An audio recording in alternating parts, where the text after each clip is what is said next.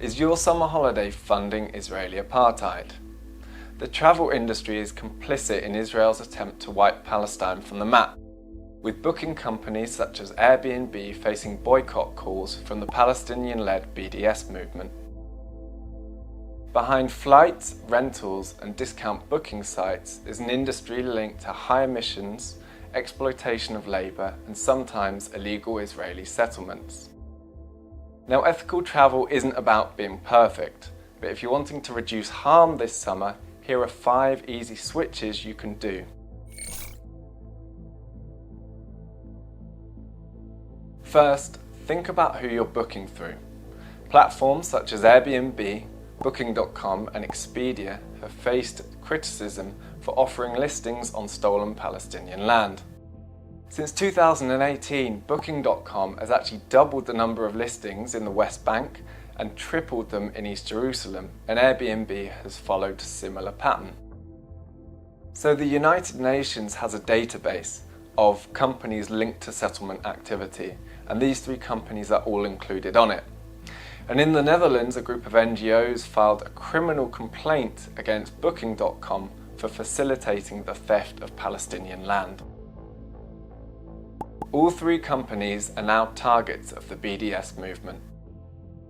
Short-term rental platforms have also been criticised for contributing to housing shortages and rising rents in tourist-heavy cities all over the world. So we recommend trying to book through locally owned hotels and guest houses. Canopy and Stars was one of Ethical Consumer's top UK alternatives. For international alternatives and more other ethical options, see our guide to travel on our website.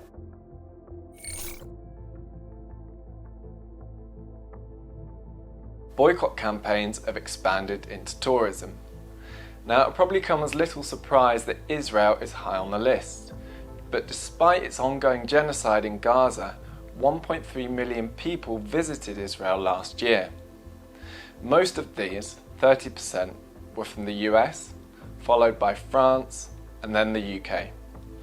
And numbers are actually expected to rise in 2026.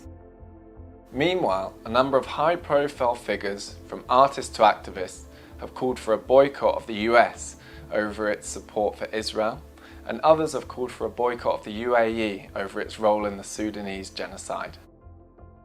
You may also want to think about over-tourism. So mass tourism has caused a lot of problems all over the world, including overcrowding, pollution, and pricing locals out of housing. Now, this has actually led to anti-tourist protests in some places. Now, this is a much bigger structural issue, and it's not really the fault of individual tourists. But nonetheless, you might want to think about going to somewhere slightly less touristy or choosing a different time of year to go. This is probably better for locals, but it's also probably better for your own sanity.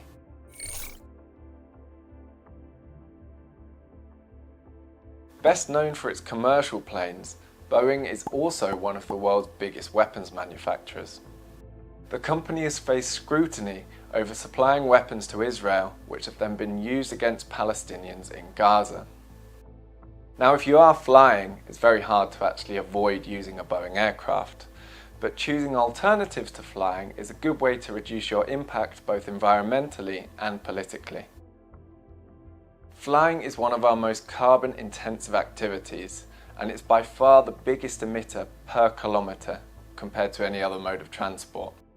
But it's important to point out that most flying, or most of the emissions from flying, come from a very small amount of people. So only 1% of the world's population contribute 50% of the emissions from commercial flights.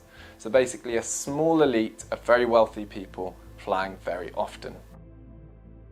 Now, we know it can be hard to avoid flying completely for some people. It's often quicker and cheaper than other modes of transport, but there are good alternatives, such as ferries, trains and coaches. And in some places, such as in a lot of Europe, these modes of transport are really well connected, so they are a good alternative.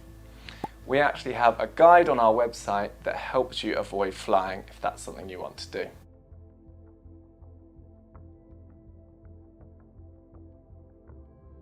Probably not the first thing that most people think about when booking a holiday, but the insurance industry holds massive structural power. So the campaign group Boycott Bloody Insurance argues that insurers are complicit in some of the most deadly activities, including the genocide on Palestinians. The French insurance giant AXA has faced boycott calls since 2016 from the BDS movement.